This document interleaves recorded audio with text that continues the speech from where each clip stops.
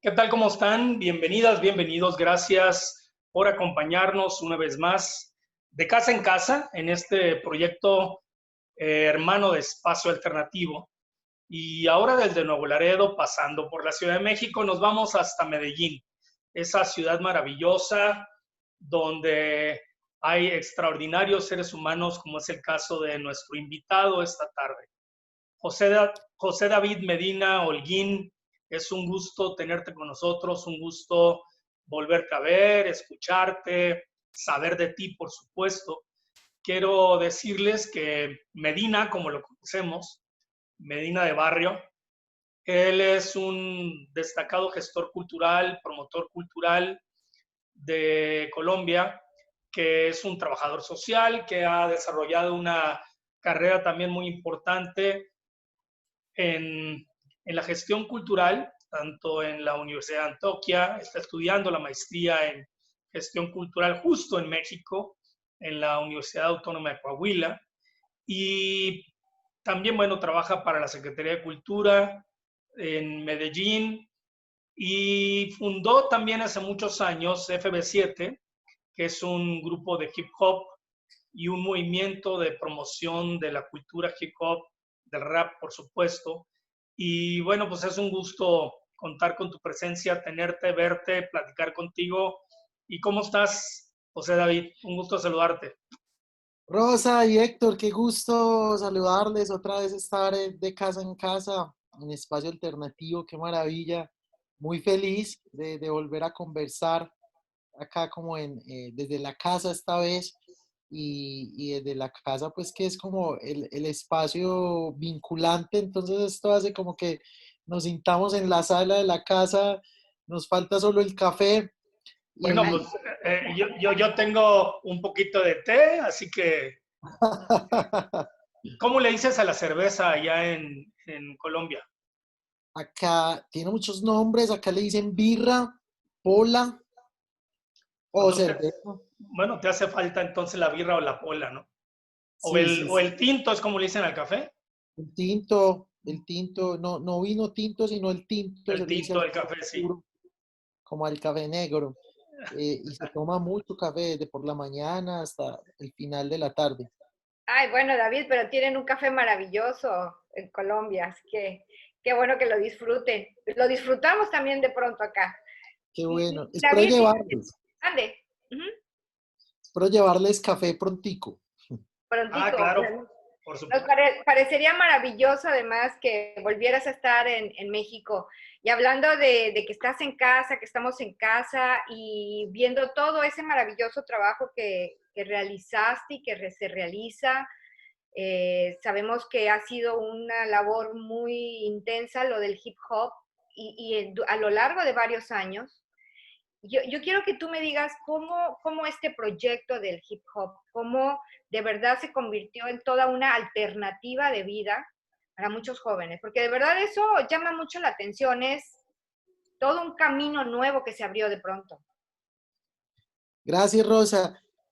Sí, definitivamente, y ahora mirándolo en retrospectiva, definitivamente la cultura hip hop caló muy fuerte como en el mundo comunitario y en la cotidianidad de los niños, de los jóvenes, de algunos adultos, como que se metió en el seno del barrio y creo que eso hizo que lograra muy rápido adentrarse como en la idiosincrasia, en los sentires y poder narrarlos y creo que en un momento en el que era muy difícil en Medellín expresarse, o sentirse libre, sentirse feliz, tranquilo, tener una posibilidad de decir cosas, brindaba una opción de desarrollo, de crecimiento y yo creo que de verse ante la vida con otros ojos.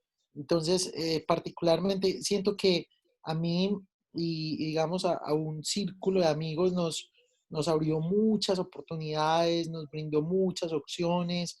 Creo que nos ayudó también a crecer con otros referentes, con otras posibilidades en una ciudad donde se están negando muchas de esas opciones y donde definitivamente la desesperanza, el miedo, el dolor y la cantidad de duelos que había nos hacía mirar muy cerca con dolor y no teníamos como un horizonte. De hecho, hay un disco, un disco doble que editaron como en 1988 que se llama Medellín No Futuro.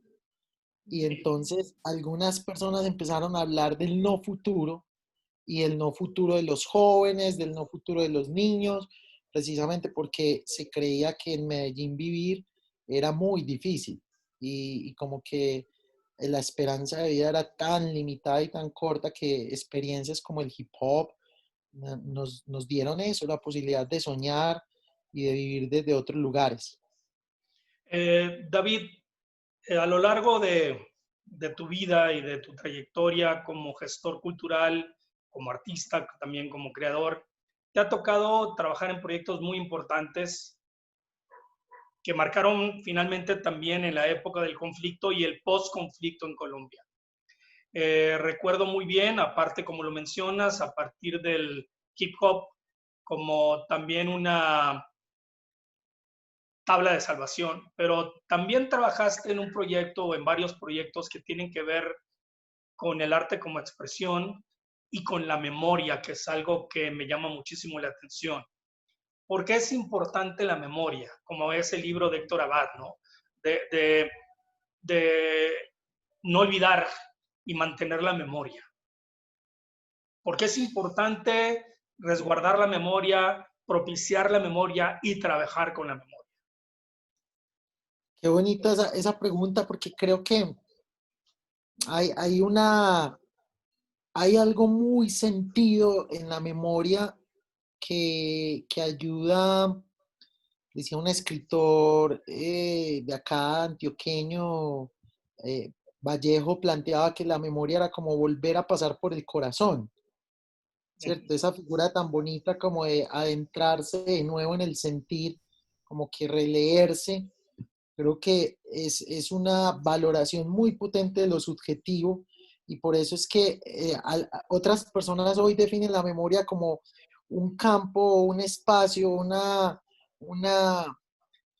como un hilo que va tejiendo el tiempo, que va tejiendo el pasado con el futuro y el presente, no para quedarse allá atrás en el pasado, sino poder vivir el presente recreando el futuro desde otros lugares. Entonces creo que por eso la memoria es tan esperanzadora, la memoria acerca tanto la utopía y por eso es que creo que hay que resguardarla porque, digamos, desde diversos lugares, todo lo que está pasando cuando se hace memoria es crear una narración que ayuda a vencer el olvido, que ayuda a que las personas que fueron víctimas tengan la oportunidad de rescatar y de recuperar su voz y enunciarse y decir lo que pasó, pero decirlo con otros tonos, ya sea para sanarse, ya sea para eh, resignificar su propia existencia o poder comprenderla. Creo que está como ese tránsito de la enunciación a la reflexión y yo creo que la memoria nos ayuda a tejer los sueños con los dolores, con los dramas, pero también con las alegrías. Entonces creo que lo potente de la memoria es que se ancla en la posibilidad de vivir de otra manera.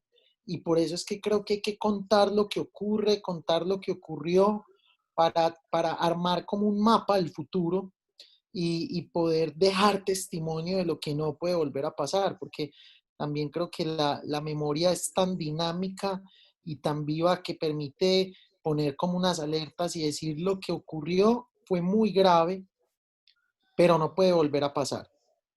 Y lo otro es que hoy nos damos cuenta de que la memoria también permite reconstruir o narrar, por ejemplo, las alegrías, las resistencias, las construcciones de una comunidad, permite narrar lo bello que ha ocurrido y en ese sentido como que exalta la importancia de vivir en comunidad, la importancia de ser en libertad. Por ejemplo, ¿qué serían los palenques de las comunidades afroamericanas sin esa memoria de las libertades y de las luchas que tuvieron. Son como alegorías y cosas muy bellas que se pueden narrar a través de la memoria. Entonces la memoria nos ayuda a existir y reexistir. David, y si tú estuvieras ahorita en el 2030, por así decirlo, y tuvieras que hacer un ejercicio de memoria del 2020, ¿qué te gustaría recordar? ¿O qué necesitarían recordar de lo que están viviendo en el Medellín de ahora? Wow, qué bonita pregunta. Yo creo que yo recordaría los rituales para transformar como el dolor, los conciertos de salsa. Acá hay una expresión musical afrocolombiana que se llama chirimía, que es con tambores, con flautas, rescatando mucho como de la sonoridad africana, con el Caribe y el Pacífico colombiano. Entonces exaltaría como el papel de esas chirimías en la resignificación del dolor que se vivía en las calles de Medellín. Entonces, la posibilidad de los grafitis, de los murales multicolores para resignificar esos espacios o esos lugares donde ocurrieron las masacres. Yo creo que narraría eso y lo recordaría con mucha alegría como una suerte de tabla o de manifiesto de lo que es la resistencia. Y hablando justamente de resistencia, pues es maravilloso los pilares que van de la mano del hip hop, como es el graffiti, como es pues esta voz de hablar y de expresar constantemente.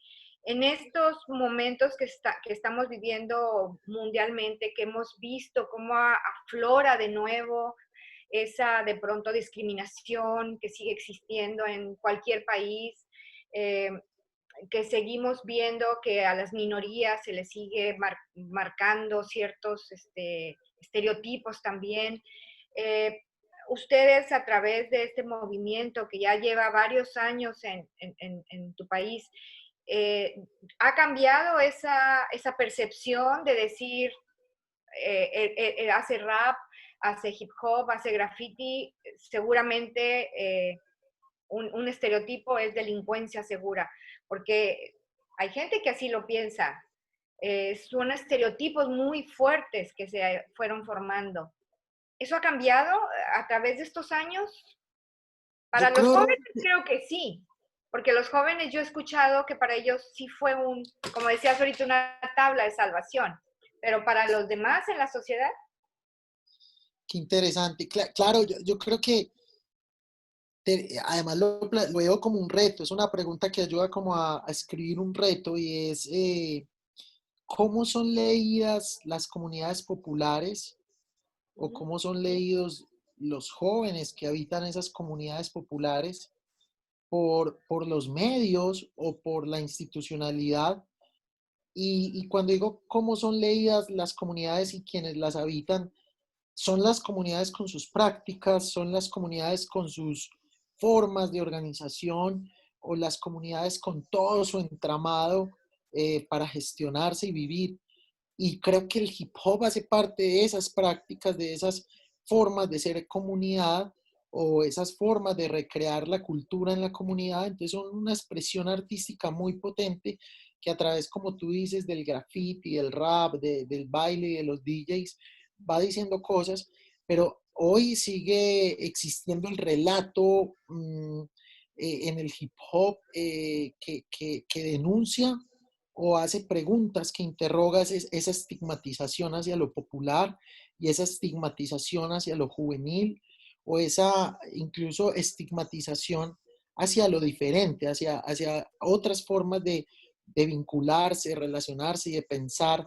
Entonces esto como que creo que conecta con unos estereotipos, con unos señalamientos que son muy peligrosos porque invisibilizan la diferencia y tratan de borrar de tajo todo rasgo identitario, de desconocerlo.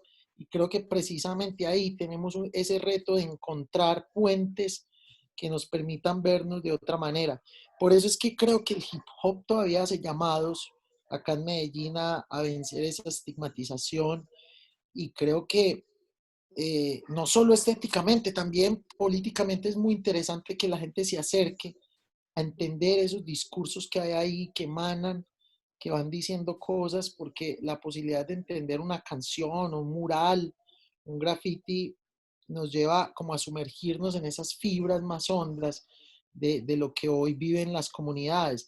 Por eso es que si uno quiere entender una ciudad, puede entenderla desde sus expresiones artísticas eminentemente y como lograr armar ese mapa ciudadano o esa comprensión mucho más amplia de cómo siente, cómo piensa, de cómo vive la gente del barrio popular.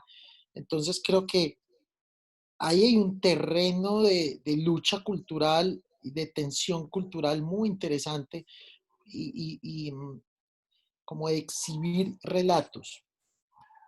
Y curioso, ahora estamos viviendo todos con este confinamiento y esta situación de la pandemia, todos nos hemos tenido que voltear a ver al otro como una comunidad, forzosamente, dependemos también del otro. Entonces fue también como un vuelco de decir, pues mira cómo funcionan las cosas, mira cómo Total. todos somos comunidad, ¿no? Dependemos del otro para salvarnos y para salvarlo. O sea, eso también es muy importante, ¿no? Sí, David, Medellín de alguna manera se parece mucho a Monterrey. Tú tuviste la oportunidad cuando estuviste en México, que fuiste a Tamaulipas, hiciste una gira por algunos municipios tamaulipecos con tu agrupación FB7, justo promoviendo el hip hop. Recuerdo perfectamente bien, por allá por el 2012, que inclusive hubo una reta, o como se dice, entre FB7, los hip hoperos de Colombia, con el conjunto típico tamaulipeco. Eso va a ser inolvidable. Y participaron mucho también con los colectivos culturales comunitarios en Tamaulipas. Y sé que, bueno, tuviste la oportunidad de estar en la Ciudad de México, pero también estar en Monterrey. Y de alguna manera yo veo Monterrey y veo Medellín y tiene mucha similitud geográficamente, pero ahora justo que comentas de la identidad de los barrios, de la cultura que se da en los barrios, la expresión sonora y los relatos que se dan en los barrios. No sé si tuviste la oportunidad ya de ver la película Ya no estoy aquí. Si la viste, tengo esa gran tarea para este bueno, fin de semana. es que de Es, alguna manera, si la ves, yo creo que haz de cuenta que estás viendo, por supuesto, muchos de los barrios de Medellín y cómo la cultura, en este caso la identidad a través del baile y a través de la música, pues es algo que llevan inherentes hasta por siempre, ¿no? O sea, es lo que siempre llevas a pesar de tener que salir de la ciudad, pero llevas cargando como parte de tu bagaje personal. Y tú has tenido también la oportunidad de trabajar en muchos proyectos de, obviamente como artista, pero también como gestor en la gestión de proyectos sonoros. Estuviste participando como director del Patio Sonoro en el Museo Antoquia. Eh, Así como ya te pregunté por qué es importante la memoria, por qué es importante el sonido, a qué suena Medellín, wow. qué es importante resguardar los sonidos de nuestro entorno, de qué nos hablan, qué nos dicen los sonidos. Qué bonita pregunta. Wow, gracias por recordarme Monterrey, porque definitivamente siento que es una ciudad con la que tengo que seguir interactuando, habitando. Tengo muchas, ahora después del 2012 la he podido visitar unas 4 o 5 veces por la maestría, también porque visité a Indira Kempis antes de ser senadora, a su centro cultural, y justo estuve con ella cuando le dieron los resultados del conteo de votos, cuando Ah, qué supo que maravilla. había ganado, estaba ahí con ella, con su esposo y su equipo de trabajo, esa dicha de estar ahí. Y sentí justo eso, que hay un vínculo muy fuerte por nombrar entre Monterrey y Medellín, que se intuye y personas como ustedes que son muy sensibles con lo cultural lo nombran, pero acá no se resalta tanto eso y creo que ahí tenemos que hacer cosas juntos para entender esa magia sonora, esa magia que nos vincula. Yo no sé si por la forma de los barrios, por las montañas, por la manera como se configura lo popular, pero justo eh, el sonido logra narrar como ese ritmo de la ciudad, eso tan vertiginoso, como que la intensidad y el ritmo de la ciudad se narra es en la música, o sea, se le puede poner ritmo a la ciudad a través de esos sonidos que la describen. Entonces, cuando escucho ciertas cumbias o ciertas canciones producidas en Monterrey, siento que estoy en Monterrey, o cuando escucho una salsa hecha en los barrios populares de Medellín, es muy Medellín lo que se muestra en esa canción. Y creo que hay unos ritmos que logran como ponerle color a esa ciudad. Por ejemplo, acá el punk es muy importante, sigue siendo muy importante el punk, ahora el hardcore.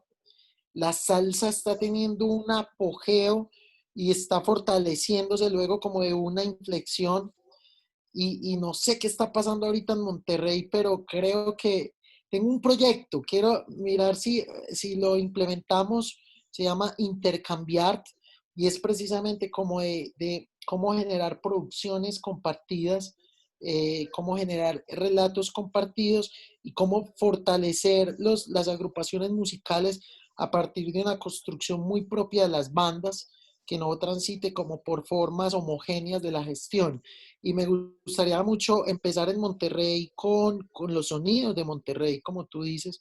Y uno puede hacer cosas como irse a grabar con unas grabadoras bien alternativas, irse a grabar la cotidianidad de los barrios, tratar de ponerle a eso nombre. Acá habían unos amigos que iban con un carrito pequeño de dulces, le instalaron un estudio de grabación sencillo, Ay, qué portátil, maravilloso. cierto, maravilloso. Iban por todas las esquinas grabando a la gente, el que quería cantar cantaba o el que quería contar una historia. Yo creo que por más dispositivos que conozcamos, creo que sigue siendo urgente que los barrios tengan una voz y que tengan formas de sacar esa voz para que reluzca en el mundo. Creo que si el barrio logra contarse, vamos a entender el mundo de otra manera.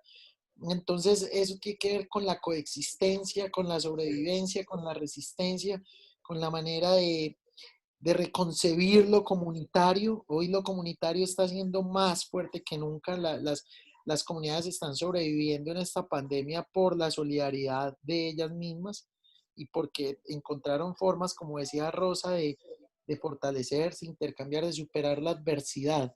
Entonces creo que hoy necesitamos encontrar esos sonidos de la resiliencia y de la resistencia en nuestros barrios. Y fíjate que sí, efectivamente, como bien dices, en las comunidades, yo ya lo había escuchado en noticias, en cuestiones de salud, que habían hablado de una de las características también de las comunidades indígenas en nuestro país, que por la misma situación de cómo viven como una comunidad pequeña, alejadas a veces de la ciudad, cómo se cuidan entre sí también. Ahorita que estamos en esta cuestión de la pandemia, también se cuidan, pero esa voz que dices tú es sumamente importante porque tienes que hablar de lo que pasa. No somos muchos barrios, sino al final todos hacemos un complejo que tiene cosas en común. Y ahorita que decías de los sonidos en Monterrey, fíjate que en Monterrey hay una festival que ya lleva algunos 2 o 3 años que se ha hecho de cumbia, y que tiene un origen también de recordar, bueno, homenajear como a los mejores exponentes ahí de la cumbia, pero participan muchos jóvenes y en videos que he visto hacen también rap y hay un DJ y los chicos se ponen en sus retas y entonces es mezclar también algo parecido a lo del hip hop con la cumbia y luego la cumbia Wow, colombiana. Entonces creo que por ahí hay un montón de sonidos que ya están haciendo comunidad con ustedes en Colombia. total. Y ahorita que decían sobre por qué puede ser importante también el sonido, mira eso que dices, cómo a través del sonido la gente fortalece como su afinidad, como esa sensación de decir estamos juntos, como que hacemos parte de algo. Entonces que un joven, yo acá estaba pensando, ¿qué puede representar para un joven de Monterrey o de Medellín escuchar una canción sobre su barrio, escuchar una canción sobre su ciudad y ver que los artistas que la hicieron están ahí cerca? Creo que eso fortalece la afinidad a través de ese relato sonoro y ese sentido de pertenencia, como de habitar algo, porque muchas veces también lo que más nos vulnera es el desarraigo, como esa distancia con nuestra identidad, con lo que nos es propio, que ha sido muy usurpado, muy expoliado. Entonces, esas canciones son como un vehículo de afinidad tan fuerte que va haciendo que las personas se sientan más conectados, más interconectados, intercambiando más. Entonces yo acá estaba pensando que puede ser muy potente Medellín, Monterrey, produciendo unas canciones compartidas, diciendo que allá se escucha lo de acá, acá se escucha lo de allá, y que juntos estamos tejiendo esa afinidad entre ciudades. Puede ser muy lindo, pero también las ciudades hoy necesitan como generar más diálogos entre sus propias comunidades, porque también las comunidades cuando se van haciendo muy fuertes, se van como blindando, se van cerrando, se vuelven como aparentemente impenetrables, se tejen miedos, la gente dice, por allá no es bueno ir, no vayamos, es que es una barriada muy popular, es impenetrable, y creo que esos mitos o esos relatos de miedo se derriban cuando podemos como tejer puentes entre esos mismos barrios y entre esas mismas comunidades para que esas fronteras emocionales y simbólicas no existan, digamos como, hey, los mismos a partir de nuestra diferencia y tenemos sonidos que nos conectan. Qué lindo hacer eso y me dejaron pensando mucho en la sonoridad de Monterrey. Ya tienes otro proyecto, pues. Sí. Sí, sin duda. Y regresando a los sonidos, eh, bueno, como tú sabes, tanto Rosa y yo somos de una ciudad fronteriza, una ciudad que de niño yo recuerdo que algo que escuchábamos mucho eran las cigarras, el ruido de las cigarras en las tardes, el ruido de las urracas, de estos pájaros negros, no sé cómo se llaman allá en Medellín también por las tardes.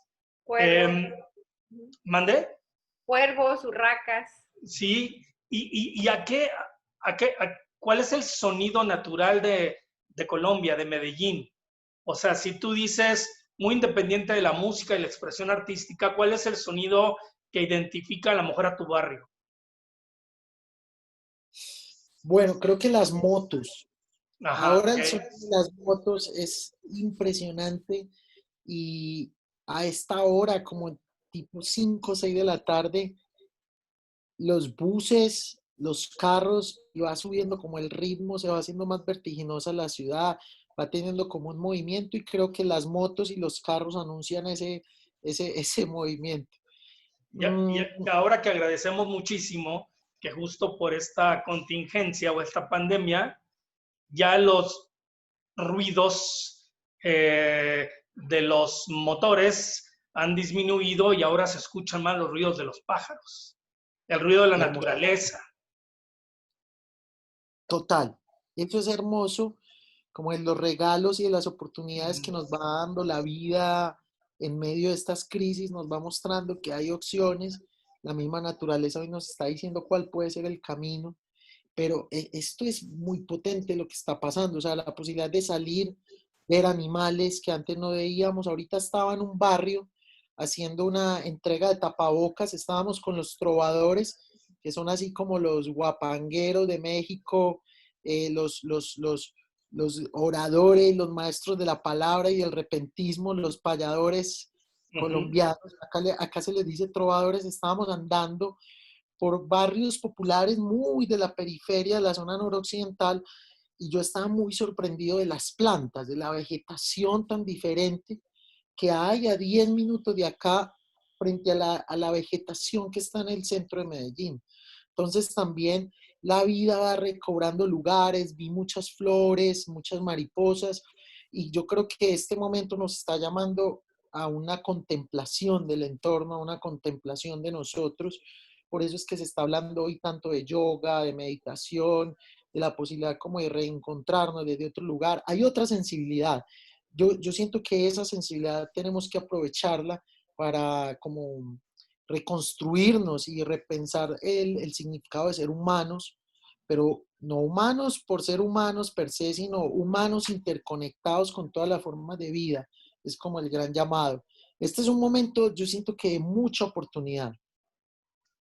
De mucha Sin duda. oportunidad y que ojalá de verdad retornemos, aunque sea la nueva normalidad, con estas reflexiones, porque si no sería como no hacer caso a la memoria de lo que está pasando ahorita. Empezar Total. a construir a una nueva realidad, sin duda. Muchas gracias, parcero. Muchas gracias, amigo. Un abrazo hasta Medellín, hasta esa maravillosa ciudad de resiliencia, sin duda, de aprendizajes, de construcción de esperanza. Gracias y pues esperamos pronto verte por acá otra vez. Héctor y Rosa, gratitud, gracias por esta invitación a conversar, a compartir visiones de México y de Colombia, desde Laredo a Ciudad de México y Medellín. Ahí vamos tejiendo puentes. Sin Gracias por duda. este. Sí.